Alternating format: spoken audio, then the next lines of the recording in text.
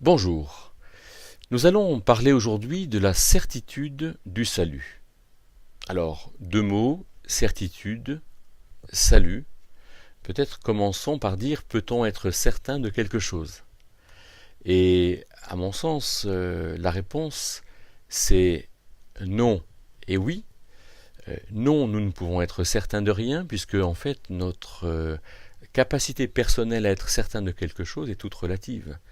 Par exemple, le bouddhisme, comme l'hindouisme, considèrent tous deux que dans la vie, tout est illusion. Le bouddhisme et l'hindouisme considèrent qu'en ce moment, je ne suis pas en train de parler et que vous n'êtes pas en train d'écouter. Voilà donc ce qui met à bas toutes nos prétentions à être quelque chose. Et de ce fait, il est assez possible pour le bouddhiste ou l'hindouiste de trouver la paix dans la mesure où le bouddhiste ou l'hindouiste considère que tout est illusion et que le nirvana, c'est sortir de l'illusion. Mais bon, nous ne sommes ni bouddhistes ni hindouistes, en tout cas, peut-être pour la plupart de ceux qui écoutent ces vidéos. Et donc, peut-on être certain de quelque chose? Alors j'ai dit non et oui, je ne peux pas être certain de quelque chose dans la mesure où personnellement je n'ai pas les moyens d'être certain de quelque chose, mais par contre je peux être certain de ce que Dieu me dit. Si Dieu me parle, alors je peux être certain effectivement qu'il a raison. Est-ce que je peux être certain de mon salut? Est-ce que je peux être certain d'aller au paradis si je meurs? Certain d'être éternellement dans la vie éternelle avec Dieu dans les nouveaux cieux et la nouvelle terre? Alors oui, je peux en être certain. Et on va un peu examiner pourquoi. Premièrement, je peux être certain parce que celui qui a fait l'œuvre de mon salut, c'est Dieu. Et il me l'a dit. Par exemple, Éphésiens 2, verset 8 nous dit « Vous êtes sauvés par la grâce, par la foi, cela ne vient pas de vous, c'est le don de Dieu. » Et le verset 10 va dire « Ayant été créés dans le Christ Jésus, pour les bonnes œuvres que Dieu a préparées à l'avance, afin que nous marchions en elles, afin que personne ne se glorifie. » Donc, non seulement Dieu nous a sauvés, mais Dieu nous a sauvés, créés et sauvés, pour de bonnes œuvres, pour que nous fassions de belles choses, mais des choses qu'il a préparées à l'avance, des choses qu'il a pensées à l'avance. Et quand des gens vont fabriquer un t-shirt en coton comme celui que je porte, ou un micro comme celui que j'ai, alors ce sont ces bonnes œuvres que Dieu a préparées à l'avance. Le véritable concepteur des choses, c'est Dieu. Je peux être certain que Dieu a sauvé.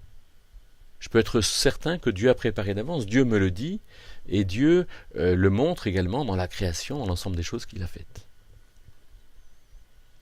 De plus, Jésus, Yehoshua, veut dire Yahvé, sauve. Dieu sauve, Dieu a sauvé. Comment est-ce que je peux être certain d'être sauvé? Parce que je puis être certain que Dieu a sauvé, mais je ne suis pas forcément certain d'être sauvé. Eh bien, Jésus dit, Jean 3, verset 36, que celui qui croit au Fils a la vie éternelle et que celui qui ne croit pas au Fils n'a pas la vie éternelle, mais la colère de Dieu demeure sur lui. De sorte que croire en Jésus-Christ ou croire que Dieu sauve est quelque chose qui relève de ma responsabilité. Je peux savoir, moi, si dans le cadre de ma responsabilité, j'ai cru, je crois, j'ai reçu ce que Dieu me donne ou pas. Alors je pense que je peux aussi être certain d'être sauvé dans la mesure où je crois que Dieu est celui qui sauve, que Dieu est celui de qui j'ai pris le cadeau qu'il m'a transmis. Alors, allons un tout petit peu plus loin et lisons en Romains 8, verset 16 que l'Esprit de Dieu dit avec notre esprit que nous sommes enfants de Dieu. De sorte que, ayant été sauvés par Dieu, sauvés par l'œuvre qu'il a accomplie en Jésus-Christ, sauvés par le fait que Jésus-Christ a été mort sur la croix il y a environ 2000 ans et qu'il a souffert pour mes fautes, alors j'ai été, moi, réconcilié avec Dieu. Dieu ne m'impute plus les fautes que j'ai commises. Et Dieu a fait de moi son enfant, Et Dieu vient habiter en moi parce que j'ai été réconcilié avec lui, et Dieu me parle, et je suis dans un dialogue avec Dieu. Ce dialogue profond, ce dialogue dans l'esprit, est un dialogue dans lequel l'Esprit de Dieu me dit que je suis enfant de Dieu. L'Esprit de Dieu me donne cette certitude. Alors ce n'est pas une certitude que je puisse prouver à quelqu'un, mais c'est une certitude qui peut finalement rejaillir sur l'ensemble de mon être et me permettre, dans mon rapport aux autres, de montrer qu'effectivement, je suis certain d'être un enfant de Dieu.